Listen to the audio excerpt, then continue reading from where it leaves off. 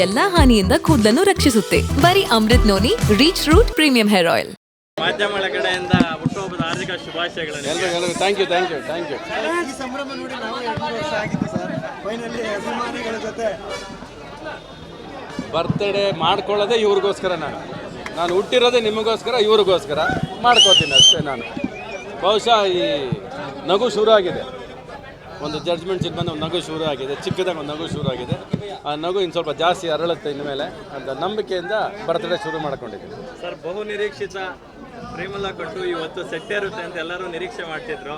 ಕಾರಣಾಂತರಗಳಿಂದ ಆಗಿಲ್ಲ, ಯಾಕೆ ಸರ್? ಕಾರಣ ಏನೂ ಇಲ್ಲ, ಎಲ್ಲ ಜಂಬಲ್ ಆಗೋದು ಬೇಡ ಅಂತ ಬರ್ತ್ಡೇನೂ ಸೇರಿಕೊಂಡು, ಮತ್ತು ಅದಲ್ಲದೆ ಇನ್ನೊಂದು ಸರ್ಪ್ರೈಸ್ ಕೂಡ ಇದೆ. ಇನ್ನೊಂದು 10 ಡೇಸಲ್ಲಿ ಅದೆಲ್ಲ ಬರುತ್ತೆ.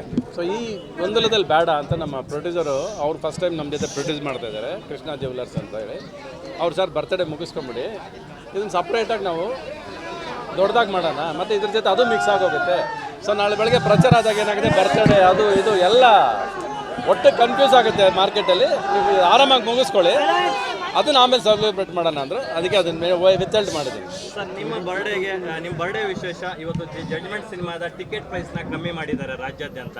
ಸೊ ಆಫ್ಟರ್ ಲಾಂಗ್ ಟೈಮ್ ನೀವು ಸುಮಾರು ವರ್ಷಗಳ ನಂತರ ಯುದ್ಧಕಾಂಡ ಆದಮೇಲೆ ಕರಿಕೋಟು ಹಾಕಿದ್ದೀರಾ. ಸೊ ಎಷ್ಟು ಖುಷಿ ಕೊಡ್ತಿದೆ ಸರ್? ನಮಗೆ ಫೈನಲಾಗಿ ಸಿನಿಮಾ ಜನಗಳಿಗೆ ಖುಷಿ ಆದಾಗ ಮನಸ್ಸಿಗೆ ತುಂಬ ತೃಪ್ತಿ ಆಗೋದು ಆವಾಗಲೇ. ನಮ್ಮ ಜನ ಬಂದ್ಬಿಟ್ಟು 10 ರೂಪಾಯಿ ಕಡಿಮೆ ಮಾಡಿದ್ರು ಅಂತ ಸಿನಿಮಾಗೆ ಬರೋ ಜನ ಅಲ್ಲ. ಖುಷಿ ಆದರೆ 1000 ರೂಪಾಯಿ ಕೊಟ್ಟು ನೋಡೋ ಜನ ಇವರು. 2000 ಕೊಟ್ಟು ನೋಡಿದ್ದಾರೆ.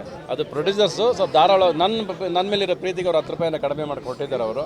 ಬಟ್ ಜನ ಅದೆಲ್ಲ ಕೇಳೋದಿಲ್ಲ ಅವರು. But they will come happily to the cinema. ಅವ್ರು ಯಾವಾಗ ಥಿಯೇಟ್ರ್ ಒಳಗೆ ಬಂದು ಖುಷಿಯಾಗಿ ಆಚೆ ಬರ್ತಾರಲ್ಲ, ಅದು ನಮಗೆ ಖುಷಿ ಕೊಡೋದು. ಅದೇ ಫಸ್ಟ್ ಖುಷಿ ಕೊಡೋದು. ಈ ಹುಟ್ಟಿದ ಹಬ್ಬನ ಅವ್ರುಗಳಿಗೇನೆ, ಅವ್ರ ಖುಷಿಯಿಂದನೇ ನಾನು ಆಚೆ ಬಂದಿರೋದು. ಇಲ್ಲದ್ರೆ ನಾನು ಬರ್ತಾನೂ ಇರಲಿಲ್ಲ ಆಚೆ. ನಾನು ಬಹುಶಃ 4 ವರ್ಷನೋ 3 ವರ್ಷ ಆಯಿತು ಬರ್ತ್ಡೇ ಮಾಡಿ. ನಾನು ಮನೆಯವರು ಕೂಡ ಎಲ್ಲ ಕೇಳ್ಕೊತಾಯಿದ್ರು, ಒಂದ್ಸರಿ ಮಾಡು ಪಾಪ, ಮನೆ ಹತ್ರ ಬಂದು ಹೋಗ್ತಾರೆ ಅಂದರು. ಮನಸ್ಸು ಸಮಾಧಾನ ಇರ್ತಿರ್ಲಿಲ್ಲ, ಮನಸ್ಸಲ್ಲಿ ನಿಜವಾಗ್ಲೂ ಖುಷಿ ಇರ್ತಿರಲಿಲ್ಲ ಮಾಡಬೇಕಾದ್ರೆ.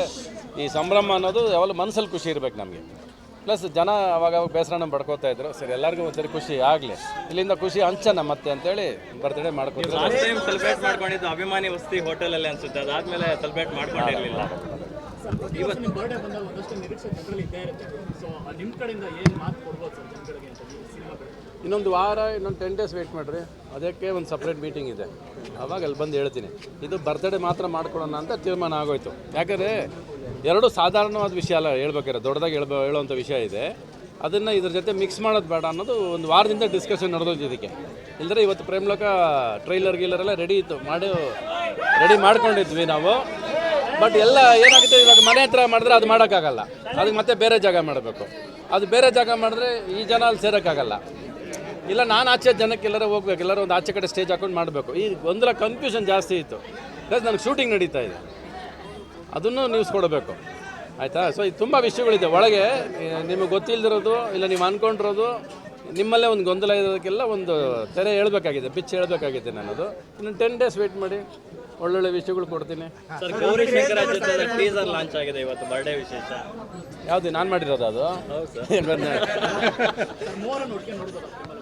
ಹಾಂ, 100 ಜನ ಒಟ್ಟಿಗೆ ನೋಡ್ಬೋದು. ಸರಿ, ಕ್ರೇಜ್ ನೋಡ್ತಾ ಇದ್ರೆ ರವಿ ಸರ್ಗೆ 63 ಹೆಣ್ಮಕ್ಳು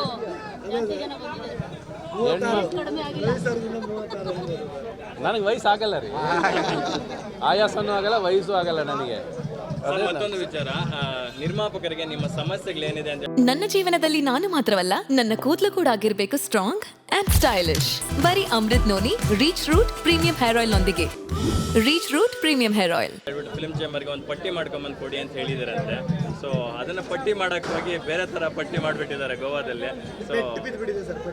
ಸೊ ಅದ್ರ ಬಗ್ಗೆ ಏನು ಕಮೆಂಟ್ ಮಾಡ್ತಾರೆ? ಅದು ಇವಾಗ ಬೇಡ, ಅದು ಆಮೇಲೆ ಮಾತಾಡೋಣ. ಒಟ್ಟಿನಲ್ಲಿ ಸಮಸ್ಯೆ ಯಾವತ್ತು ಏನು ಅಂದರೆ ಪಿನ್ ಪಾಯಿಂಟ್ ಆಗಲೇಬೇಕು.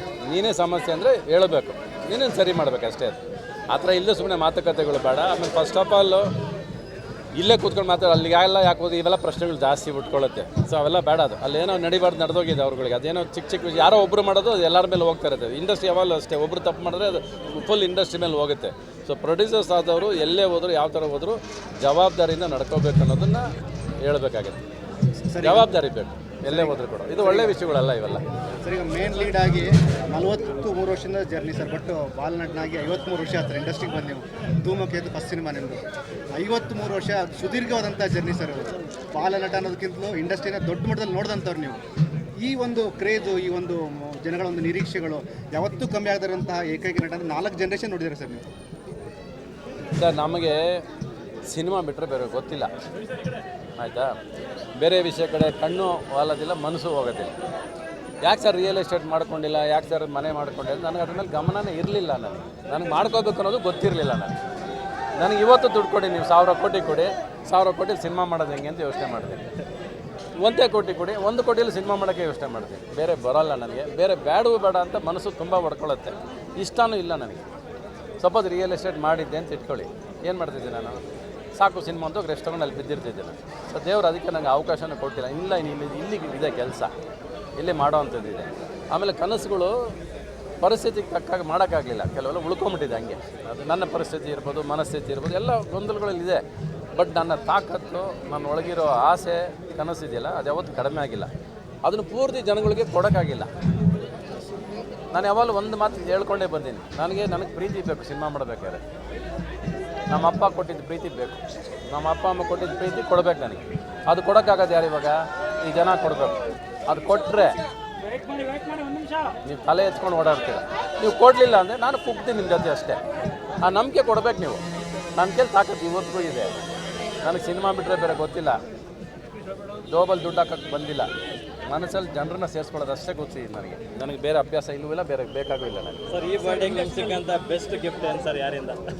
ನೀವೇನಾರು ಹೇಳ್ಕೊಳ್ರಿ, ನನಗೆ ಫಸ್ಟ್ ಸಿಗೋದೇ ಶಿವ. ಶಿವನೇ 2 ಗಿಫ್ಟ್ ಬಂತು ಇವಾಗ, 2 ಶಿವನೇ ಬಂದಿದ್ದು ಕೈಗೆ.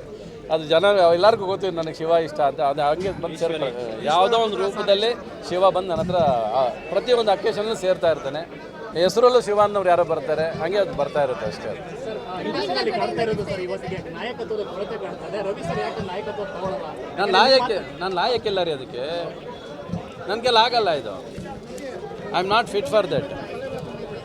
ರವಿ ಸರ್, ನೀವು ನಿರೀಕ್ಷೆ ಮಾಡಿದಂತೆ ದಿ ಜಡ್ಜ್ಮೆಂಟ್ ಸಿನಿಮಾ ಸಕ್ಸಸ್ ಆಗಿರುವಂಥದ್ದು. ಯಾಕಂದರೆ ನಾವು ರವಿ ಸರ್ ಸಿನಿಮಾಗಳನ್ನ ಯಾವಾಗ ಸೋಷಿಯಲ್ ಮೀಡಿಯಾದಲ್ಲಿ ಎಲ್ಲರೂ ಕಮೆಂಟ್ಸ್ ಮಾಡೋದನ್ನು ನೋಡ್ತಾ ಇರ್ತೀವಿ, ರಿವ್ಯೂ ಬರೆಯೋದನ್ನು ನೋಡ್ತಾ ಇರ್ತೀವಿ ಅಂತ ಕಾಯ್ತಾ ಇರ್ತೀವಿ.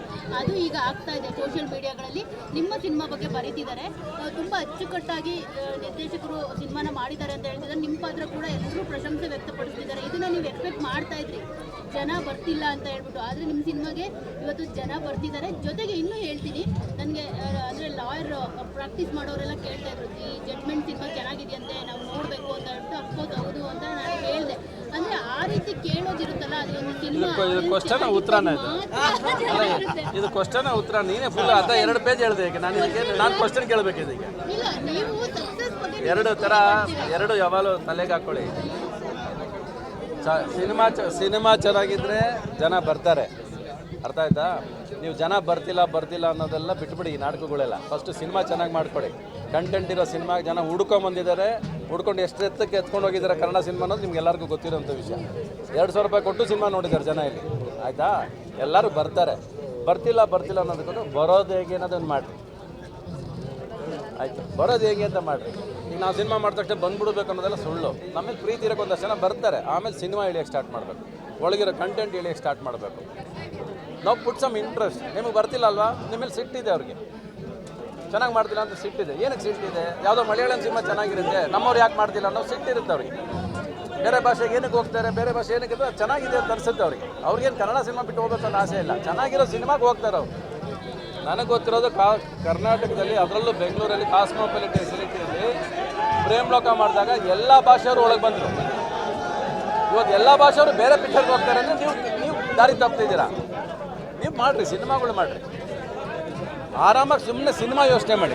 ಜನ ಇವತ್ತು ದುಡ್ಡು ಕೊಡೋ ಥರ ಯಾವತ್ತೂ ಕೊಟ್ಟಿರಲಿಲ್ಲ. ಪ್ರೇಮ್ ಲೋಕ ಎಲ್ಲ 1 ರೂಪಾಯಿ ನೋಡಿದವ್ರು ಜನ, ಅದೇ ಇವತ್ತು 2,000 ರೂಪಾಯಿ ಕೊಟ್ಟು ಸಿನಿಮಾ ನೋಡ್ತಾರೆ ಇವತ್ತು, ಅರ್ಥ ಆಯ್ತಾ? ಇವತ್ತು ಸಿನಿಮಾ ಜನಗಳನ್ನ ಯಾವತ್ತೂ ಬ್ಲೇಮ್ ಮಾಡಬೇಡಿ. Put the blame on your self. ನೀವು ಸಿನಿಮಾ ಮಾಡಿ, ಪಕ್ಕದ ಥಿಯೇಟ್ರಲ್ಲಿ ಸಿನಿಮಾ ಹೋಗ್ಬೇಕಾದ್ರೆ ನಿಮ್ಮ ಥಿಯೇಟ್ರಿಗೆ ಯಾಕೆ ಬರಲ್ಲ? ಅದು ಅರ್ಥ ಮಾಡ್ಕೊಳ್ಳಿ. ನಿಮ್ಮ ಸಿನಿಮಾದಲ್ಲಿ ಏನೋ ಕೊರತೆ ಇದೆ. ನೀವು ಮಾಡಿದವ್ರಿಗೆಲ್ಲ ಚೆನ್ನಾಗಿರುತ್ತೆ, ನನ್ನ ಮಗು ನನಗೆ ಚೆನ್ನಾಗೇ ಇರುತ್ತೆ ಅಲ್ವಾ? ಬಟ್ ಅದರಲ್ಲಿ ಏನೋ ಕೊರತೆ ಇರೋದಕ್ಕೆ ಅವನು ತಲುಪಿರಲ್ಲ. ನೀವು ಹೇಳೋ ವಿಷಯ ಅವ್ನಿಗೆ ತಲುಪಿರಲ್ಲ ಅಷ್ಟೇ. ಎಲ್ಲಿ ತಪ್ಪು ಮಾಡಿದ್ದೀವಿ ಅಂತ ಅರ್ಥ ಮಾಡಿಕೊಂಡ್ರೆ ಅಟ್ಲೀಸ್ಟ್ ನೆಕ್ಸ್ಟ್ ಸಿನಿಮಾ ಚೆನ್ನಾಗಿ ಮಾಡ್ತೀರಾ. ನೀವು ಇದೇ ಚೆನ್ನಾಗಿದ್ದು ಇದು ನೋಡಲಿಲ್ಲ ಕುಗ್ಗುತ್ತಾ ಇದ್ರೆ ಇನ್ನೊಂದು ಸಿನಿಮಾನ ಹಂಗೆ ಮಾಡ್ತೀರಾ, ಚೆನ್ನಾಗಿ ಮಾಡೋದಿಲ್ಲ. So whatever people give the judgement ಅದನ್ನು ಒಪ್ಕೊಂಡು ತಲೆ ಮೇಲೆ ಧೈರ್ಯವಾಗಿ ಹೋಗ್ಬೇಕು ಮುಂದಕ್ಕೆ, ಅದು ಇಂಪಾರ್ಟೆಂಟ್. ಮಗಳಿಗೆ ವೆಡ್ಡಿಂಗ್ ಆ್ಯನಿವರ್ಸರಿ, ಸೊ ಅವಳು ಬ್ಯಾಂಕಾಕ್ ಹೋಗಿದ್ದಾಳೆ ಗಂಡನ ಜೊತೆ. ನಾನು ಇರ್ಲಾ ಅಂದ್ರೆ ಇಲ್ಲ ನೀನು ಹೋಗು ಅಂತ ಹೇಳಿದೆ. ಮಕ್ಕಳು ಸಾಯಂಕಾಲದವ್ರಿಗೆ ಏನು ಕೊಡಲ್ಲ, ಅವ್ರು ಸರ್ಪ್ರೈಸಲ್ಲಿ ಇಟ್ಟು ಆಮೇಲೆ ಏನು ಕೊಡ್ತಾರೆ ನನಗೆ ಅವರು? ದುಡ್ಡು ಕೊಡ್ಬೇಕು, ದುಡ್ಡು ಮಾಡೇ ಕೊಡಬೇಕು. ಬರೀ ನನಗೇನು ನನ್ನ ಹತ್ರ ಏನು ಕಡಿಮೆ ನಾನೇನು ಹಾಕೊಳ್ಳೋದಿಲ್ಲ ಇವಾಗ. ಬಾಲಿವುಡ್ನಿಂದ ನೀವು ಕರೆಸ್ತು ಇಂಟ್ರೊಡ್ಯೂಸ್ ಮಾಡದೇ ಇರೋಂಥ ಸೆಲೆಬ್ರಿಟಿಗಳೇ ಇಲ್ಲ, ಸಾಕಷ್ಟು ಸಾಲು ಕಲಾವಿದರಿದ್ದಾರೆ. ಅದರಲ್ಲೂ ಸಂಜಯ್ ದತ್ ಅಂತ ಕಲಾವಿದರು ನಿಮ್ಮೊಟ್ಟಿಗೆ ಆಫ್ಟರ್ ಲಾಂಗ್ ಟೈಮ್ ಆ್ಯಕ್ಟ್ ಮಾಡ್ತಿದ್ದಾರೆ KD ಸಿನಿಮಾದಲ್ಲಿ. ಸೊ ಹೇಗೆ ಅನಿಸುತ್ತೆ ಸರ್? ಅವ್ರಿಗೆ ಆಲ್ರೆಡಿ ಪರಿಚಯ ಆಯಿತು, ನನಗೆ ಅವ್ರಿಗೆ ಒಂದು ಚಿಕ್ಕ ಪರಿಚಯ ಆಯಿತು. ನಾವು ಇದರಲ್ಲಿ ಎಲ್ಲಿ ಬ್ಯಾಂಕಾಕೋ ಪಟಾಯದಲ್ಲಿ ಒಂದ್ಸರಿ ಮೀಟ್ ಮಾಡಿದ್ವಿ. ನಾನಲ್ಲಿ ಶೂಟಿಂಗ್ ಮಾಡ್ತಾಯಿದ್ದೀನಿ ಅಂತ ಗೊತ್ತು. ಅವ್ರಿಗೆ ಕರೆಸ್ಬಿಟ್ಟು ನನ್ನ ಕ್ಯಾರವನ್ ಕೊಟ್ಬಿಟ್ಟು ಹೊಟ್ಟೋದ್ರು, ನೀವು ಮೇರಾ ಕ್ಯಾರವನ್ನ ಯೂಸ್ ಕರೋ ಅಂತ. ಸೊ ಆ ಥರ ಒಂದು ಚಿಕ್ಕ ಪರಿಚಯ ಆಯಿತು.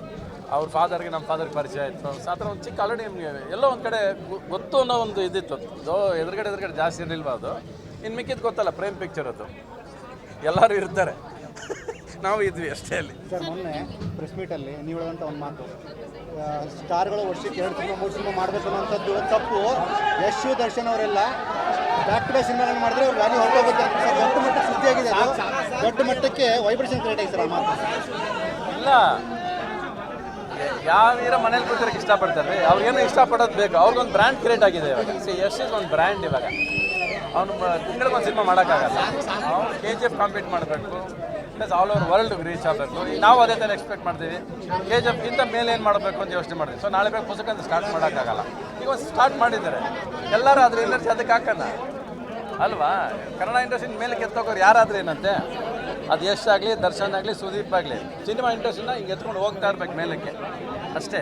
ಇಲ್ಲ sir, you are the only 1% who told that fact sir. ಎಲ್ಲರೂ ವರ್ಷಕ್ಕೆ ಸುಮಾರು ಸಿನಿಮಾ ಮಾಡಲಿ ಅನ್ನೋಂಥ ನಿರೀಕ್ಷೆಯಲ್ಲಿ ಅಪೋಸಿಟ್ ಆಗಿ ಒಂದು ಕೌಂಟರ್ ಕೊಟ್ಟಂಥವ್ರು. ಅಂದರೆ ಇಟ್ಸ್ ಆಲ್ ಅಬೌಟ್ ನಾವು ಫ್ಯಾಕ್ಟ್ ಮಾತಾಡಬೇಕಷ್ಟೇ, ಇರೋದನ್ನು ಮಾತಾಡಬೇಕು. ಸುಮ್ಮನೆ ನಾವು ಬೇರೆ ನಮಗೋಸ್ಕರ ಮಾತಾಡೋದಲ್ಲ. ಇಂಡಸ್ಟ್ರಿ ಅಂತ ಬಂದಾಗ ಇಂಡಸ್ಟ್ರಿ ಪರ ಒಂದಾಗಿ ಮಾತಾಡಬೇಕು. ನಾನು ನನಗೋಸ್ಕರ ಮಾತಾಡೋದು ಅಲ್ಲವೇ ಅಲ್ಲ. ಈಗ ನಾನು ಹೇಳಿದ್ರೆ 10 ಸಿನಿಮಾ ನನಗೆ ಕೊಡಿ, ನಾನು ಮಾಡ್ತೀನಿ ಅಂತ. ನನಗೆ ಮಾರ್ಕೆಟ್ ಇಲ್ಲ ಅಂತೀರಾ, ನಿಮ್ಮ ಪಿಕ್ಚರ್ ದುಡ್ಡು ಮಾಡಲ್ಲ ಅಂತೀರಾ, ಕೊಡಲ್ಲ. ಸಿಂಪಲ್ ತನ್ನದು.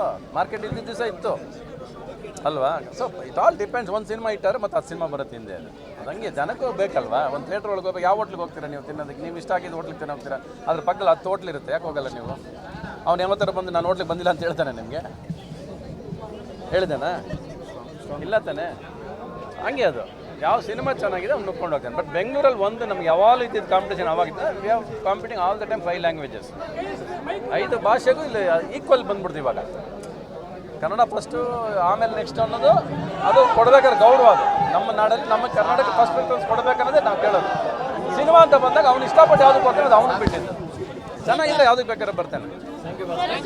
ಕರಿಕೋಟ್ ಅಂದ್ರೆ ನಿಮ್ಗೆ ಕರಿಕೋಟ್ ಹಾಕೊಂಡು ಬಂದಿರೋರು ಒಂದು ಗಿಫ್ಟ್ ಕೊಟ್ಟರು ನಿಮ್ಗೆ, ಈಶ್ವರಿ ದೇವ್ರನ್ನ. ಸೊ ಅದು ಎಷ್ಟು ಎಮೋಷನಲ್ ಆಗಿದೆ. ಈಶ್ವರಿ ದೇವ್ರನ್ನ ಕೊಟ್ಟರು ನಿಮ್ಗೆ, ಈಶ್ವರಿ ದೇವ್ರು.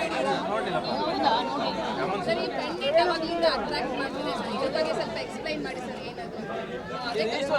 ಶಿವನ್ ಕಣ್ಣು, 3ನೇ ಕಣ್ಣು ನಾನು ಇನ್ನೂ ತೆಗ್ದಿಲ್ಲ. ಅವನ ಹಣೆ ಮೇಲೆ ಇಟ್ಕೊಂಡೆ, ನಾನು ಹೃದಯದಲ್ಲಿ ಇಟ್ಕೊಂಡಿದ್ದೆ.